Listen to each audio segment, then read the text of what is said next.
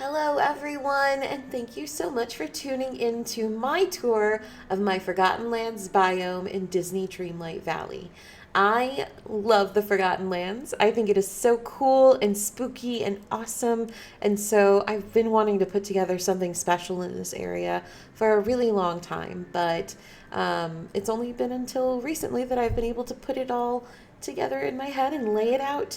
And so here's a little tour of what I've done with the Forgotten Lands. It'll be the first of a series of videos that I'm hoping to upload before the new update. So without further ado, here we go. So coming up from the sunlit plateau, you kind of get this really cool view of like all of the vines and spikes and general spooky angles of the Forgotten Lands.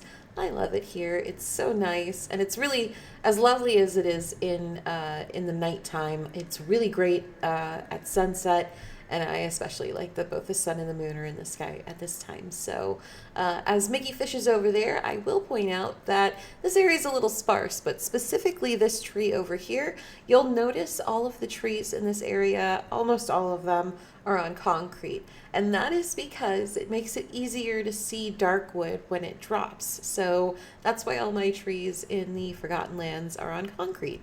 So you'll move forward here, and the first thing we'll see is the Mystery Pumpkin House.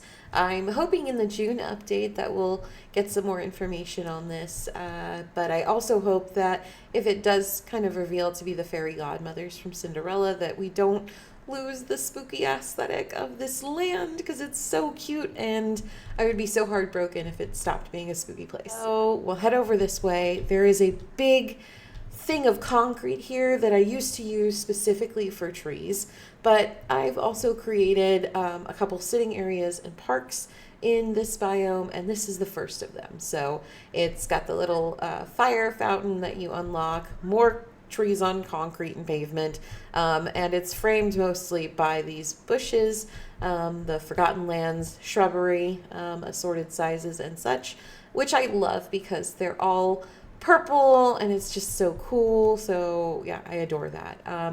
So we'll go ahead and move through this area over to the back of the Forgotten Lands. Throughout the lands, I use two kinds of lighting primarily, and that's this large lamplight here, and then the candles here, which I bought like 50 of from Scrooge so that I could line the paths in this area and kind of keep it spooky. Over here, there's a little flower garden, but it leads back into my Sorcerer's Park. So this is another piece of pavement that I kind of discovered and built around. So we open up here with the garden area. This is where I kind of put my miscellaneous vegetables and crops and stuff.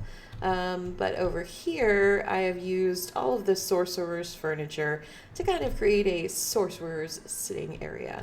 It's right in eye shot of the pillar here, which we will hopefully again be learning more about in the June update. So once again, the vine breaker, I like to call it, kind of splits up this area and leads you into the pumpkin garden. This is where I grow all my pumpkins. Over here is the shrine that we unlocked earlier in the game, and you can't move anything, so I just kind of built around it and let it be itself here. Heading through the back alley, we're in this little courtyard now that I built out. This is where you'll find the fountain where you can jump from land to land, as well as Goofy's cart. And my house, so there's of course another little sitting area here, but the highlight of this courtyard, I'm gonna brag, is my house. I loved the cottage design when it debuted, and I'm just so happy with how simple but perfect this build is now that these special like Dreamlight berry trees are available in this area. So I'm excited to show you where I put the other two as well. But for now, this is one that's just like right outside of my house. So as soon as I'm out of it, I come here, I pick my Dreamlight berries for the day, and then I go do my pumpkin routine. But my build for the house, I really enjoy. There are a lot of potted plants around here that I built. This is the trellis that you get initially. So I haven't built another one. I did build these wrought iron purple lights, once again using the purple shrubbery to kind of frame and section off this area. So as Moana is demonstrating, yet again, another L-shaped Norwegian bench with a little warming area here where you can just kind of sit by the tree and muse and think your thoughts and stuff.